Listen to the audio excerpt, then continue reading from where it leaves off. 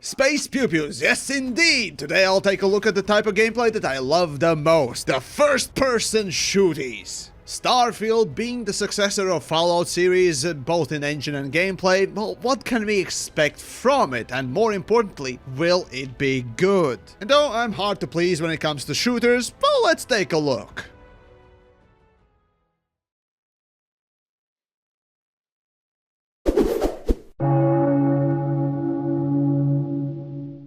We start off with the more basic showcase of walking and looking around. Here we get to see the basically same approach as Fallout 4 had, third and first person modes. Now, since I absolutely hate third-person shooter games with massive passion, I won't comment too much about this, though having played all the first-person Fallouts, except for that stinky one, I can say with confidence that it'll be probably alright. Though if a bit cheaty for single-player games, third-person is just fine. However, again coming from Fallouts, I notice it here too. The field of view is rather narrow. I'm right now replaying Fallout 4 and oh boy, the 60-degree FOV is just the stuff of nightmares. Now for Starfield it doesn't look quite that narrow, but let's be frank. Most if not all mainstream game developers think that anything below 80 degrees is acceptable for some reason, while anything above that is unbearable, which is probably the dumbest thing I've ever heard. Now, we also know that Fallout 76 had some FOV problems, or rather that a big enough FOV actually caused problems. So let's see if they ported over also the Vindigo Man bug too.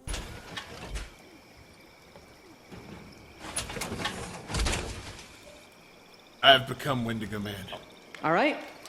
You'll be who you want, exploring a huge world, doing quests.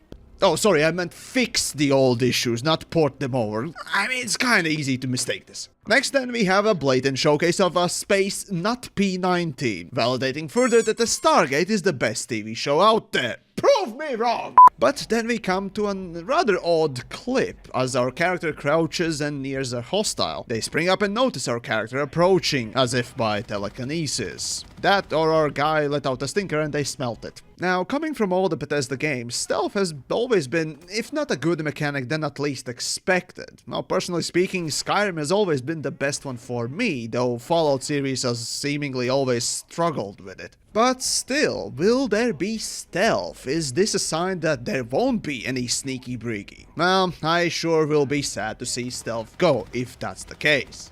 But beside that mild point, the looks of these guns, the overall design, it's really dumb.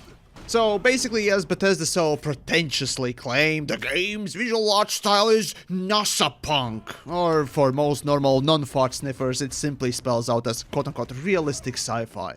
And even for that, it's just weird. Why do weapons look so blocky? Like there's no imagination put into them, then slapping some sci-fi ammo counters onto them and calling it a day. Now, I get it, they're trying to attempt a sort of a rectangular, pragmatic visual language design here. But that's the thing, it kinda comes off as incredibly boring and stupid, at least to me. I mean, hell, look up the Cosmonaut Survival Pistol or some other, say, cartridge-less weapon prototypes. I mean, they're janky, but at least they're really interesting and all kinda out there. Now, if Bethesda's artists wanted to make this game quote-unquote more realistic with a pragmatic art style for weapons, then why go so boring?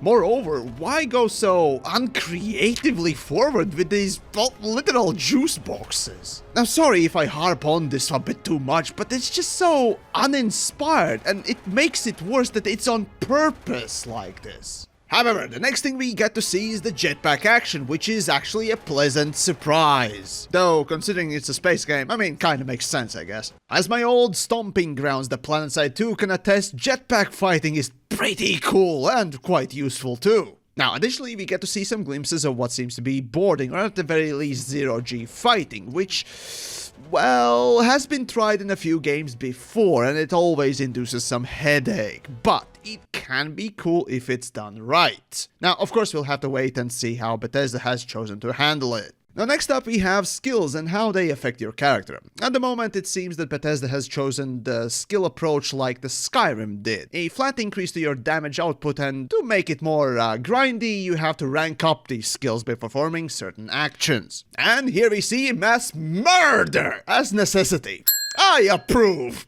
Now, I mentioned this in the main video for Starfield, but I'll repeat it here too. Now, considering that you can see level numbers for your enemies, it makes for a weird choice as to why. It could just as well indicate a leveling scaling system similar to, say, Cyberpunk, where the world levels along with you, including loot drops. Now, this system is a horrifically bad thing, and to some extent it was also used in Fallout 3. And though it is hard to tell, now I know I'll be deeply disappointed if this turns out to be the case for Starfield as well. But let's then finally take a look at my personal favorite part of many shooters. The moment when you get to gear out your mechanical abomination of a gun through bolting 10 supercapacitors onto it with nails and the blood of your firstborn to make a fucking railgun. The weapon modifications. Here we get to see glimpses of some neat additions to what already was pretty cool part of Fallout 4, and its weapon crafting mechanic. Well, a lot of crap will have to go into this system if Fallout 4 is any indication. So better get those game mods to unlock unlimited inventory, cause I suspect it's gonna be another one of those endless resource marathons.